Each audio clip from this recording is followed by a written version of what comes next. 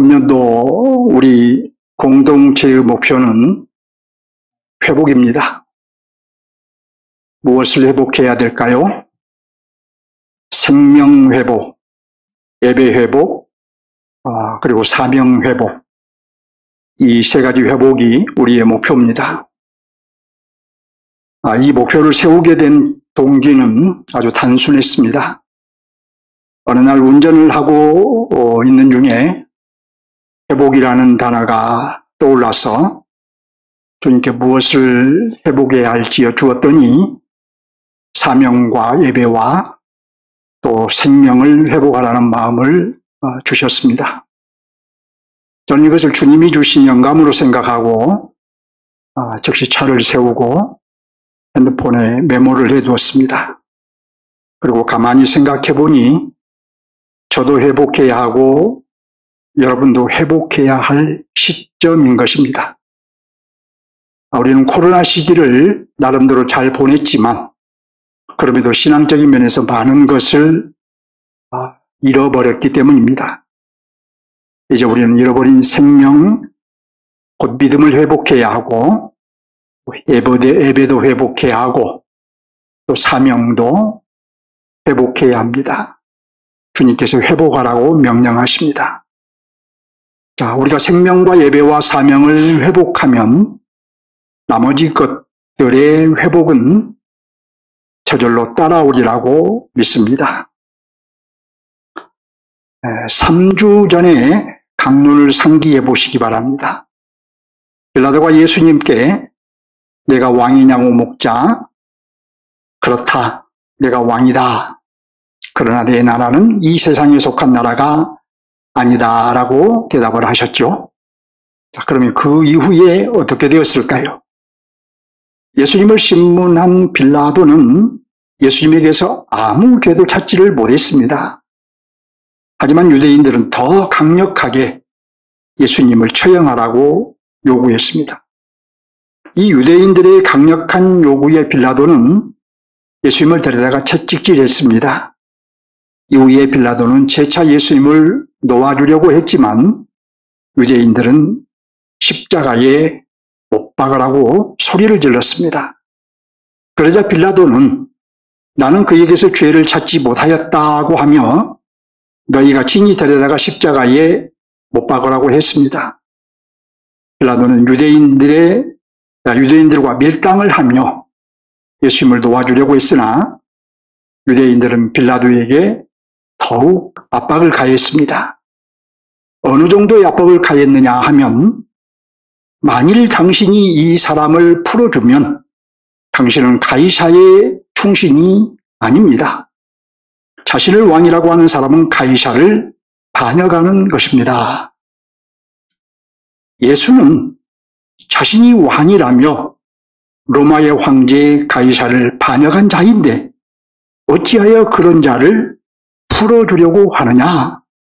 그렇다면 당신은 가이사의 충신이 아니라 이렇게 압박을 한 것입니다. 빌라도는 어찌할 수 없어서 보라 너희 왕이라며 풀어주기를 이제 포기하고 또 유대인들은 더욱 큰 소리로 합심해서 없애버리소서 그를 십자가에 못 박게 하소서 이렇게 외쳤어요.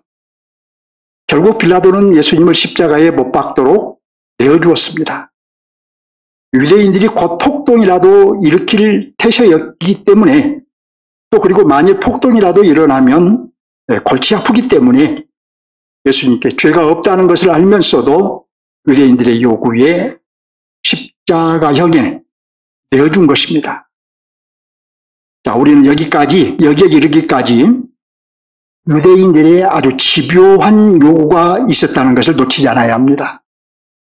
자, 우리는 보통 빌라도가 예수님을 죽였다고 생각하나 예수님을 죽인 자들은 사실상 유대인들이었던 것입니다. 십자가형이 결정된 예수님은 자기 십자가를 지고 해골이라 하는 곳으로 올라가셨습니다. 이제부터 여러분 장면을 상상해 보시기 바랍니다. 예수님은 그 무거운 십자가를 지고 또 병사들의 채찍을 맞으며 해골, 곧 골고다라 하는 곳으로 향했습니다.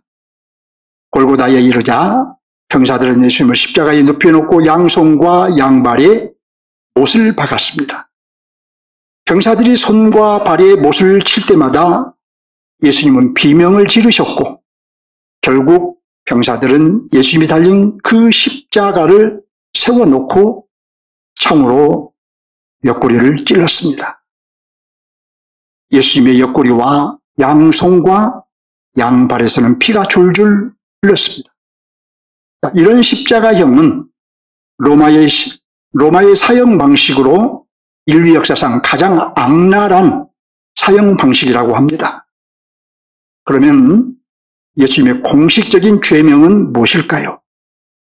본문 19절을 봅니다. 이제 여러분 성경을 보시기 바랍니다. 빌라도가 패를 써서 십자가 위에 붙였지요. 그런데 그 패에 뭐라고 기록되었나요? 나사렛 예수 유대인의 왕이라. 나사렛 예수 유대인의 왕이라고 기록되었지요. 빌라도는 이 패를 히브리 말과 로마 말과 헬라 말로 기록을 했습니다.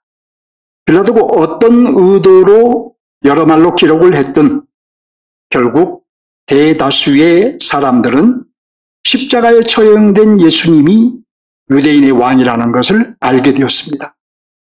이 죄패는 빌라도가 붙였으나 사실은 하나님께서 빌라도를 통해서 붙이신 것입니다.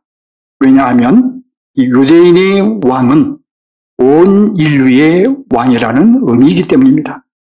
예수님은 온 인류의 왕이신 것입니다. 물론 예수님의 나라는 이 세상에 속한 나라가 아닙니다. 하늘에 속한 나라인 것입니다. 예수님의 죄패를 본 유대인들은 아주 흥분을 했어요. 그래서 즉시 빌라도에게 강력하게 항의를 했습니다. 본문 21절을 봅니다. 유대인의 대제사장들이 빌라도에게 말하죠. 유대인의 왕이라 쓰지 말고 무엇이라고 쓰라 한가요? 자칭 유대인의 왕이라고 쓰라 하죠. 예수님의 죄패를 유대인의 왕이라고 쓰지 말고 자칭 유대인의 왕으로 바꾸어 붙이라는 것입니다. 유대인들은 예수님을 끝까지 왕으로 받아들이지 않은 것입니다. 예수님을 인류의 왕이요 만왕의 왕으로 인정하지 않은 것입니다. 하지만 그건 유대인들의 생각이고 하나님은 빌라도를 통해서 십자가에 처형된 예수님이 유대인의 왕이라고 선포하신 것입니다. 온 인류의 왕이라고 선포하신 것입니다. 따라서 이 선포는 변개될 수 없습니다. 22절을 봅니다. 빌라도가 유대인들에게 뭐라고 한가요? 내가 쓸 것을 썼다. 이렇게 말하죠. 빌라도 자신이 생각한 대로 썼다는 말이죠. 빌라도 자신이 보기에는 유대인의 왕이라는 뜻이죠. 예수님은 자칭 유대인의 왕이 아니라 실제로 유대인의 왕이라고 이해한 것입니다. 여러분, 어떻게 이것이 가능했을까요? 예수님께서 나는 왕이다. 그러나 내 나라는 이 세상에 속한 나라가 아니다 라고 하실 때에 예수님이 종교적으로 유대인의 왕이라고 생각했을 것입니다. 하나님께서 그렇게 생각하게 하신 것입니다. 그리고 유대인들의 항의에도 자신의 생각을 굽히지 않게 하신 것입니다. 왜냐하면 십자가에 처형된 예수님은 유대인의 왕으로 곧 온 인류의 왕으로 선포되는 것이 하나님의 뜻이기 때문입니다. 빌라도는 자신의 생각대로 했으나 하나님께서 빌라도를 통해서 예수님이 유대인의 왕, 곧 온 인류의 왕이라고 선포하신 것입니다. 십자가에 처형된 예수님은 말할 수 없는 고통의 시간을 보내야 했습니다. 죄인들이 자신의 죄로 고통당해야 하나 그 고통을 대신 당하신 것입니다. 예수님은 십자가상에서 그러면 무슨 말씀을 하셨을까요? 마태복음과 마가복음과 그리고 누가복음에 의하면 종합해 보면 예수님은 십자가상에서 7마디를 하셨습니다. 하지만 요한은 다 생략하고 2마디만 기록했습니다. 가장 핵심적인 말씀만 기록한 것이죠. 자, 첫 번째 말씀은 무엇일까요? 28절 하반절을 봅니다. 뭐라고 하셨나요? 내가 목마르다 라고 하셨죠? 다른 복음서에 의하면 내가 만일 하나님의 아들이었던 자기를 구원하고 십자가에서 내려오라고 조롱을 받으셨는데 그런 중에 내가 목마르다고 하신 거예요. 예수님께서 이렇게 말씀하신 것은 시편 69편 21절 말씀, 곧 그들이 쓸개를 나의 음식물로 주며 목마를 때에는 초를 마시게 하셨사오니라는 그 말씀을 응하게 하려 함이었습니다. 왜 이 말씀을 응하게 하셨을까요? 이 시편 말씀은 바로 메시아의 모습을 말하고 있기 때문입니다. 따라서 예수님께서 이 말씀을 응하게 하려고 내가 목마르다라고 하신 것은 예수님 자신이 십자가에 달리신 것은 메시아로서 메시아 사역임을 분명히 하신 것입니다.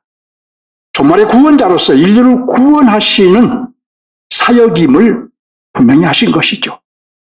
요한 또한, 저자인 요한 또한 예수님의 처절한 외침을 생략하면서, 즉 다른 복음서에 기록된 대로 나의 하나님 어찌하여 나를 버리셨나이까 라는 이 처절한 외침을 생략하면서 이 말씀을 기록한 것은 십자가에 달려 죽으신 예수님이 메시아이심을 분명히 말하고 싶었던 것입니다.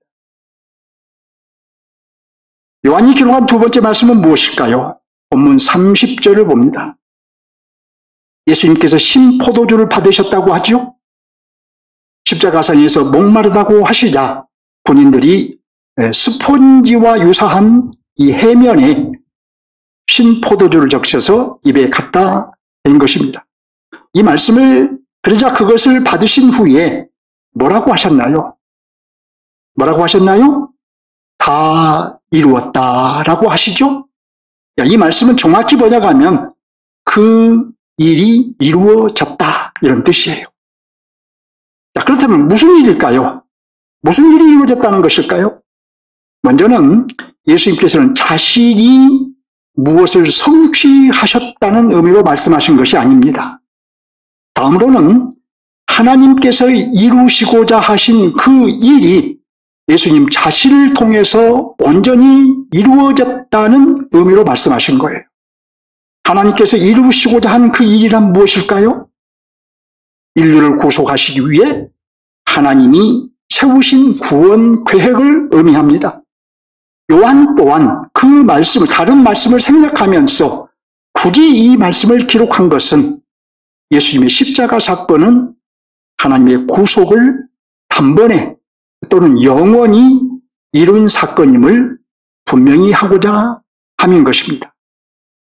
자, 그러면 이후에 이 말씀을 하시고 이후에 예수님은 머리를 숙이고 영원히 떠나셨습니다. 예수님은 제자들에게 거처를 예비하러 간다고 하셨는데 거처를 예비하기 위해 떠나신 것입니다. 죽으러 간다고 하셨는데 영원히 떠나신 것입니다.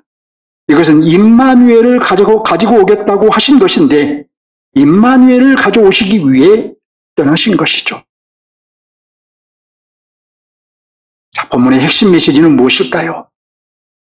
요한복음에 의하면 예수님의 공생의 사역은 가나 혼인잔치에서 물을 포도주로 만드는 사건으로 시작하셨습니다. 예수님의 공생의 기간에 여러 표적을 행하심으로 자신이 누구신가를 밝히셨고 또 독특한 에고에이미 강화를 통해서 역시 자신이 어떤 존재인가를 밝히셨습니다. 특별히 저자인 사도 요한은 예수님이 하나님의 아들로서 메시아, 그 종말의 구원자이심을 반복해서 밝혔습니다. 이제 예수님은 공생의 사역을 마칠 때가 되셨습니다. 메시아로서 결정적인 메시아 사역을 하실 때가 된 것이지요. 결정적인 메시아 사역이란 무엇일까요? 자, 오늘 본문의 사건, 그 십자가의 죽으심입니다. 십자가 사건이 결정적인 메시아 사역이라 함은 십자가 사건은 인류의 구원 사건이며 이 사역을 끝으로 공생애를 마치신다는 뜻입니다. 자, 그러면 여러분, 저자 요한은 이 십자가 사건을 어떻게 보았을까요? 이 십자가 사건을 보는 요한의 관점은 무엇이었을까요? 우리의 구원을 이룬 사건이요, 동시에 공생애를 마치고 아버지께로 되돌아가신 사건으로 보았습니다. 이는 예수님의 죽음 없이는 우리의 구원은 불가능하다고 말한 것이며, 예수님은 십자가 사건을 통해서 아버지께로 되돌아가셨다고 말한 것이에요. 그러니까 예수님의 죽음이 무엇이냐? 메시아로서 우리를 구원하신 메시아 사역이며, 자기를 세상에 보내신 아버지께로 되돌아가심인 것입니다. 되돌아가심. 이것이 요한의 메시지예요. 예수님의 죽음에 대해 요한의 관점은 특별한 점이 있습니다. 예수님의 죽음이 우리의 구원 사건이라는 것은 다른 복음서와 동일합니다. 하지만 예수님의 죽음이 아버지께로 돌아가심이라는 것은 요한의 특별한 관점입니다. 자, 이것이 의미하는 것은 다른 복음서 기자들은 예수님의 부활과 승천을 높임받는 사건, 곧 영광의 사건으로 보았으나, 요한은 예수님의 죽음 또한 높임받은 사건, 곧 영광의 사건으로 보았다는 것입니다. 마태와 마가와 누가는 예수님의 죽음을 성육신과 더불어 자신을 낮추신 사건, 곧 비하 사건으로 보았으나, 요한은 예수님의 죽음을 오히려 아버지께로 돌아가시는 사건, 곧 영광의 사건으로 왔다는 것입니다. 그러니까 요한은 긴 시간 동안의 묵상을 통해서 예수님의 죽음의 의미를 더 풍성하게 깨달은 것입니다.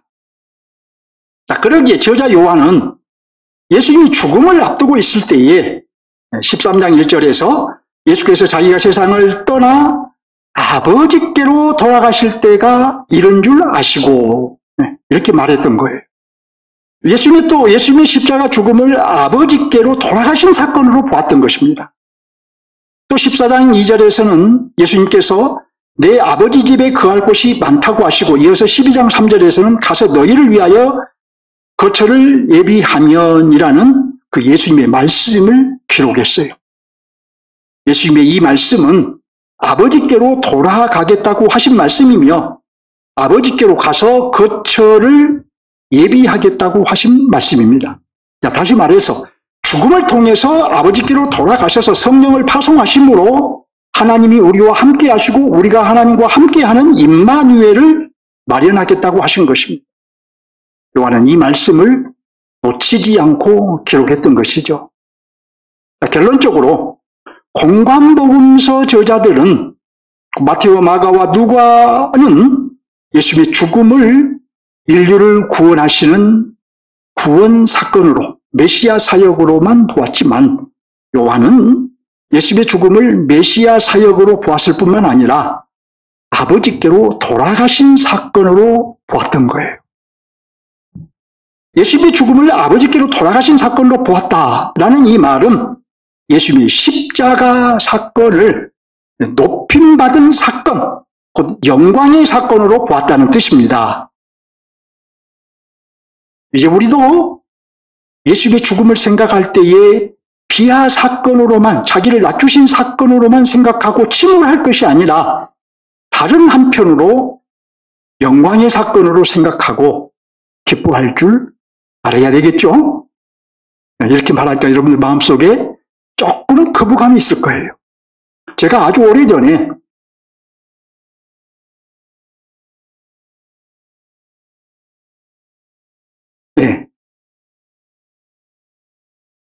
이 얘기를 했더니 어느 성도님이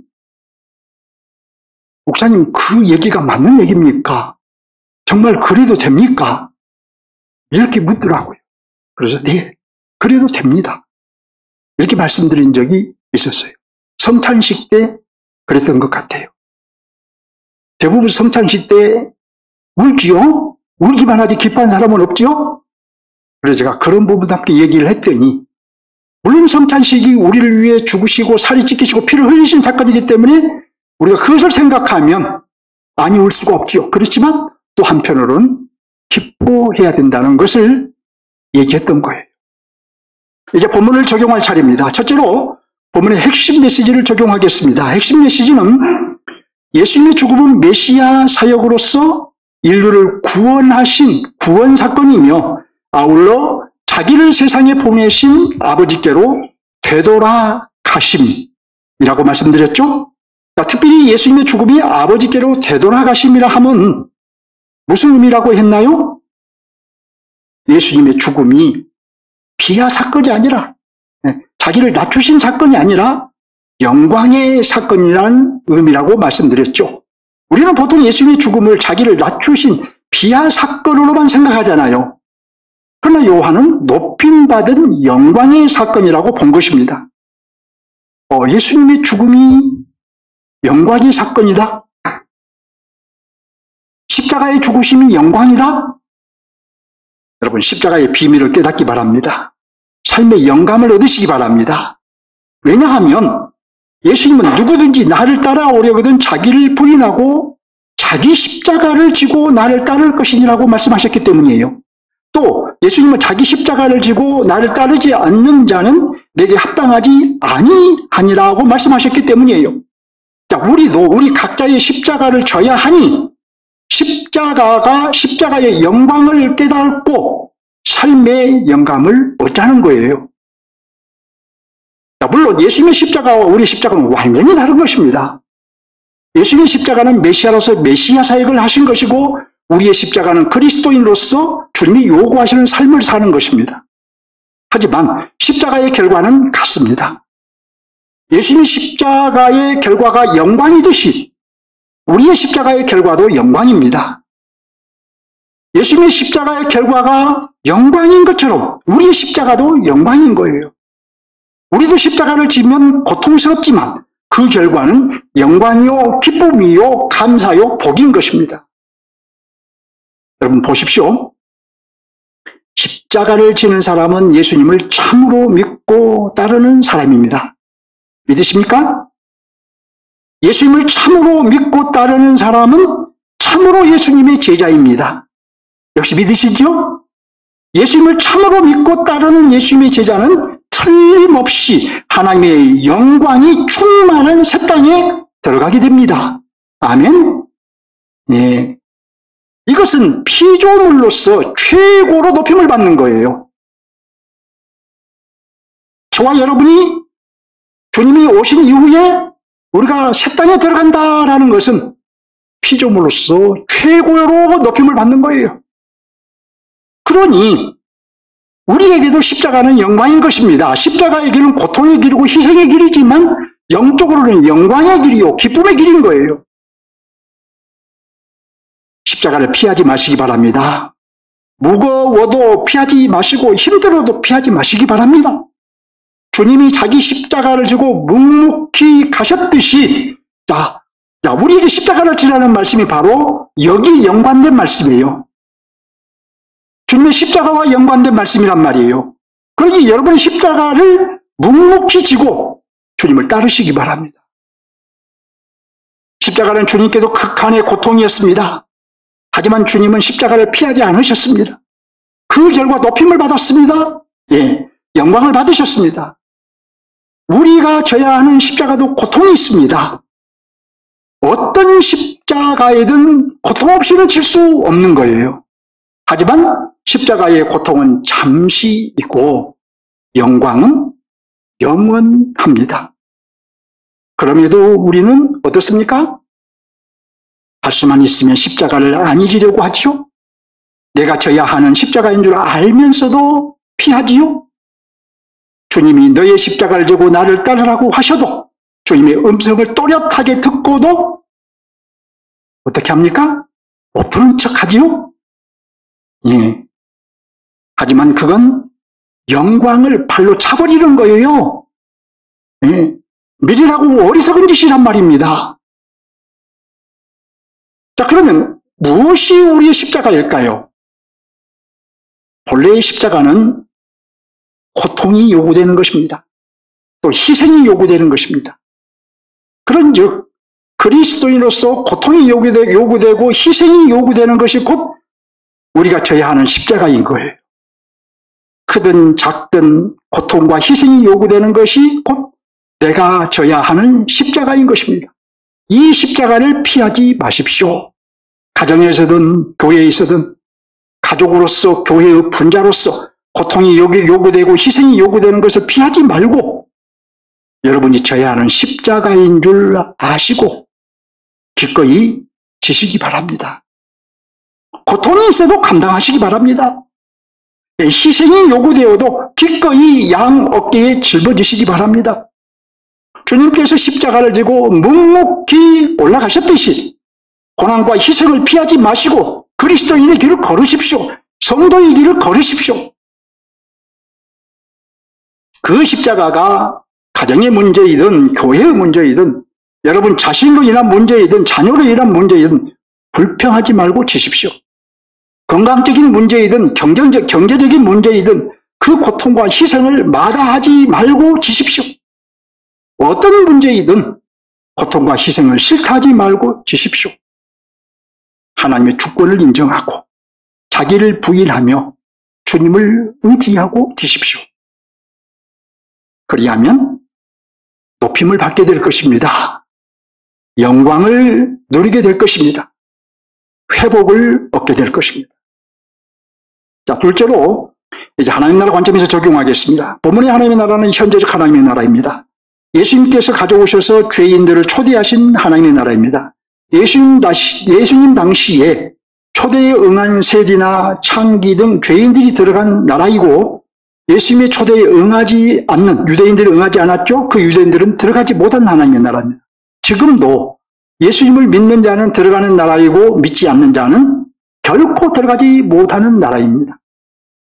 그러면 본문이 하나님의 나라는 하나님 나라의 어느 면을 보여주고 있을까요?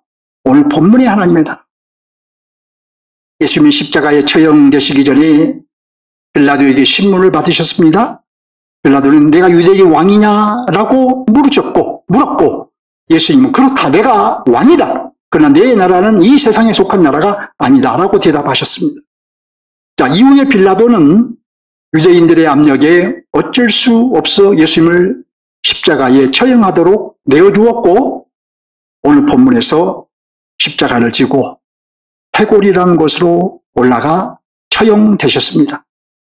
자, 이로 보아 본문의 하나님의 나라는 십자가에 처형된 예수님이 왕이신 나라라는 것을 보여주고 있죠. 예수님은 비록 십자가에 처형되셨으나 그 예수님이 영원한 하나님 나라의 왕이신 것을 보여준 것입니다. 어떤 이들은 하나님 나라의 왕이 십자가에 처형됐다는 것이 말이 되느냐라고 반문을 하지만 성경은 하나님 나라의 왕이 십자가에 처형되었다고 분명히 말합니다.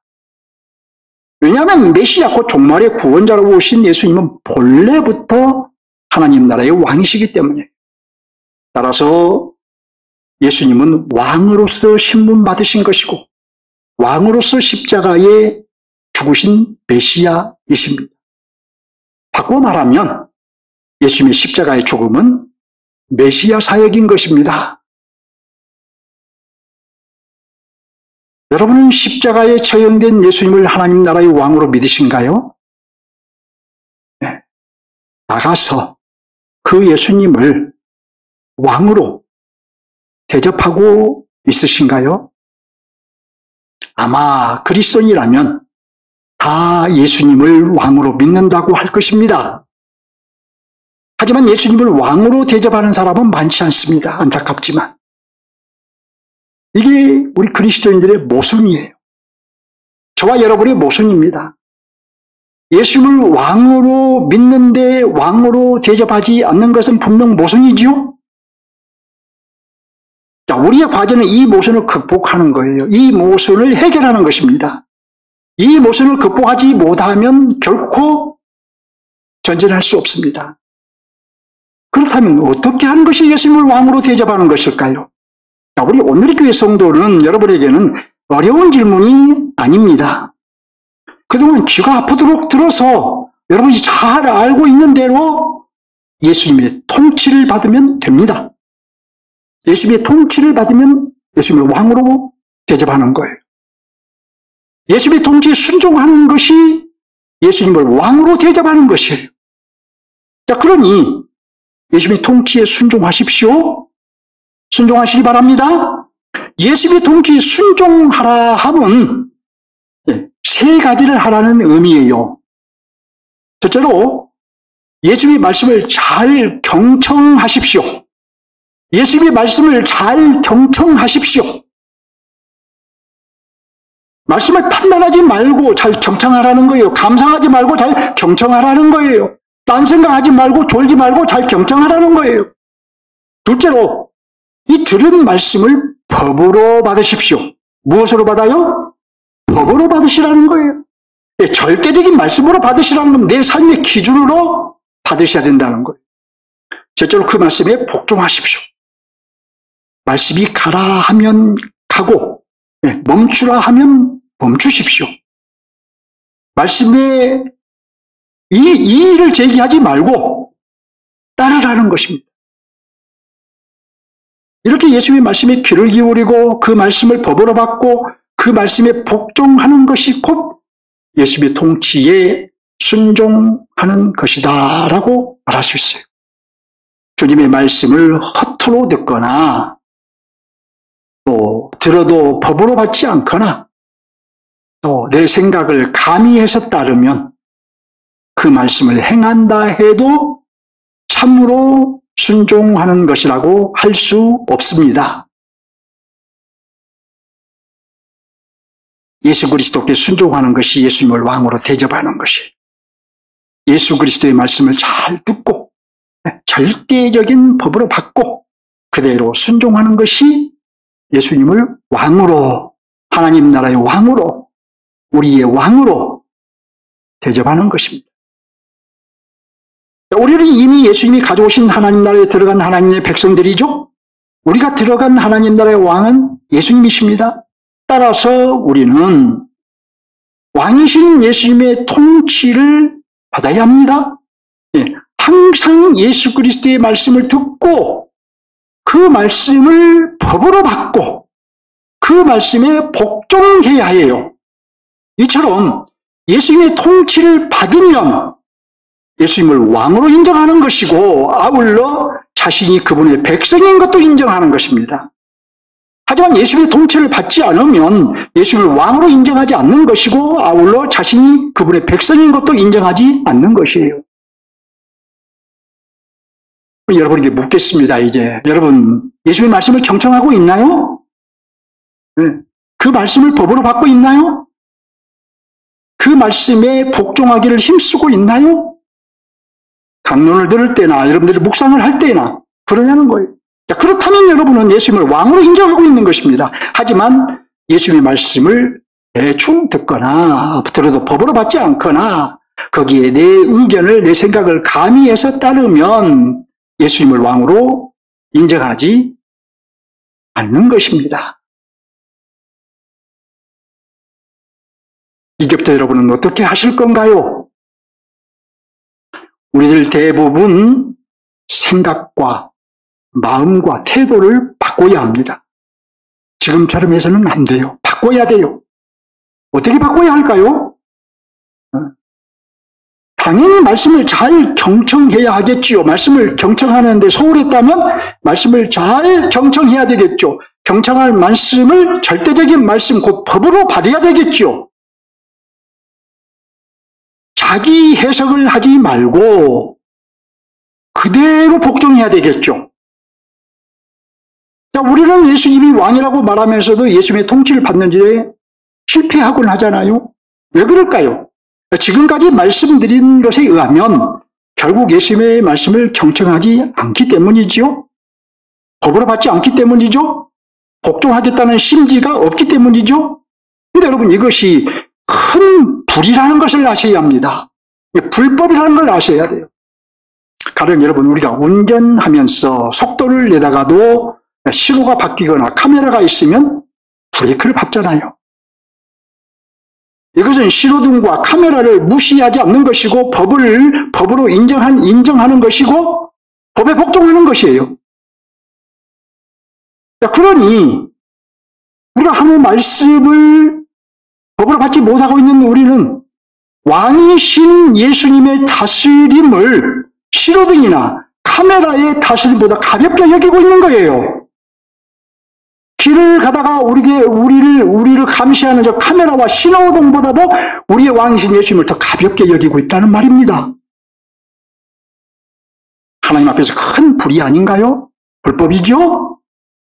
반드시 고쳐야 할 문제라는 것을 인정하시기 바랍니다. 말씀을 읽겠습니다. 정리하며 마치겠습니다. 첫째, 요한복음에 의하면 십자가에 달리신 예수님은 목마르다고 하셨습니다. 이는 시편 69편 21절 말씀을 응하게 하려고 하신 말씀으로 십자가에 달리신 예수님이 메시아이시며 예수님이 십자가에 달리신 것은 바로 메시아 사역임을 분명히 하신 것입니다. 둘째, 십자가에 달리신 예수님은 또 다 이루었다고 하셨습니다. 이는 하나님의 구원 계획이 예수님을 통해서 이루어졌다는 의미입니다. 바꾸어 말하면 하나님께서 아들을 통하여 인류 구원 계획을 이루셨다는 의미입니다. 예수님이 십자가에 죽으신 것은 바로 저와 여러분을 구원하신 구원 사건이라는 거예요. 셋째, 본문의 핵심 메시지는 예수님의 죽음은 메시아 사역으로서 인류를 구원하신 구원 사건이며 아울러 자기를 세상에 보내신 아버지께로 되돌아가심입니다. 저자 요한은 특별히 예수님의 죽음을 하나님께 되돌아가신 사건으로 봤어요. 넷째, 본문의 하나님 나라는 현재적 하나님 나라이며 본문의 하나님 나라가 보여주면은 십자가에 죽으신 예수님이 하나님 나라의 왕이심을 보여준 것입니다. 따라서 우리가 진지하게 해야 할 질문은 나는 십자가에 처형된 예수님을 나의 왕으로 인정하고 대접하고 있느냐는 질문이죠. 교우 여러분, 예수님은 죽음을 통해서 아버지께로 돌아가셨다는 것을 기억하십시오.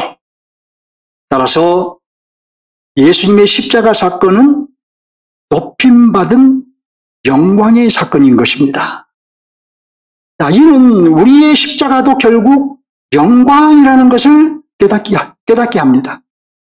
십자가는 영광입니다. 십자가의 길은 영광의 길입니다. 그리스도인으로서 고통과 희생이 요구되는 십자가는 결국 높임받는 영광으로 우리에게 돌아올 것입니다. 주님을 향해 한 걸음 더 나갑시다. 아멘.